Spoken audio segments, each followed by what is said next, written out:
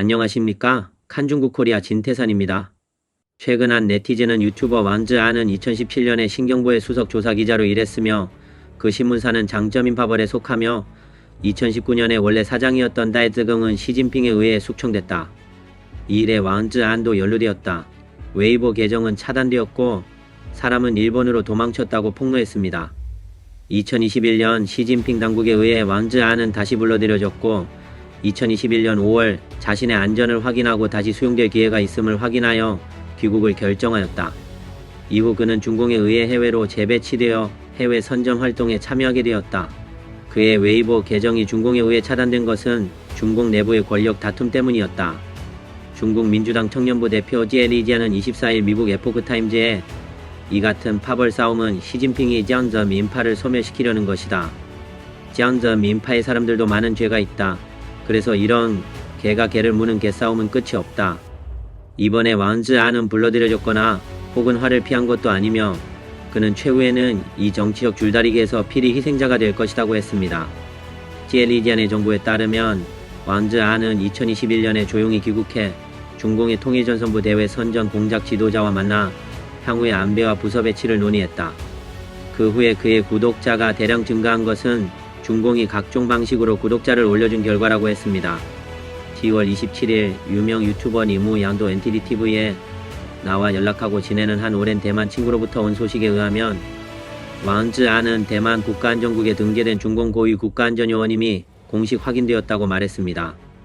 니무 양의 왕즈안에 대한 의심의 근거는 왕즈안은 1989년도 학기 때 우한대학교 학생회장이었다고 한다. 위키피디아에는 그의 이런 이력이 기록되어 있었으나 뒤에 삭제되었다.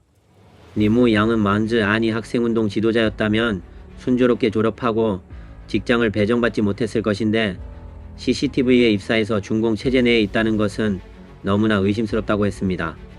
한편 왕즈아는 대학 시절부터 특무 혐의를 받고 있었던 것으로 밝혀졌다. 그 근거는 그는 우한대학교 화학과에 입학해 1년 후 비밀요원 양성기관인 정치학부로 전과했다는 것이다. 시사평론가 첸펑은 왕즈안이 영광을 위해 친구를 팔아넘겼다. 즉 학생운동 지도자 자격으로 중공의 정보원 역할을 했고 6.4 사건 때 동료하고들을 배신하고 그들의 피를 딛고 무서운 고기 분쇄기와 같은 중공 정권에서 자리를 잡았을 가능성이 높다고 지적했습니다. 이제 그는 해외로 이주하여 중공을 옹호하는 일을 반복하고 있다. 외부 세계는 쇠사슬려 사건, 후신이 사건, 스통교 사건 등 이전의 많은 여론 사건에서 왕즈안의 발언과 평가가 중공 언론의 발언과 평가와 매우 일치한다는 점을 발견했다. 전 베이징 변호사이자 민주중국전선 캐나다 주석 라이 지엔핑은 이 사람은 공산당에 이용돼 공산당의 총잡이가 됐으며 그는 공산당 대회 선전의 도구일 뿐이다라고 말했습니다. 지엘리지아는 이런 사람은 종종 중공이 가장 가치 있다고 생각하는 사람이기도 하다. 그들은 마지노선이나 한계선이 없기 때문에 파렴치한 일과 악랄한 일을 얼마든지 할 수 있는 사람이라고 했습니다. 그러나 라이지엔핑은 이런 사람들은 중공 집권 세력의 요강 역할을 할 뿐이고 필요할 때 이용하며 더 이상 필요하지 않게 되면 가차없이 제거되며 심지어 일반 사람보다 더 비참한 결말을 맞이할 가능성이 크다. 역사적으로 중국 공산당 초기에는 국민당이 통제하는 지역에서 중화민국을 전복시키기 위해 수많은 특무 간첩을 파견했지만 중공이 정권을 찬탈한 후에는 이들은 거의 유종의 미를 거두지 못했다고 지적했습니다.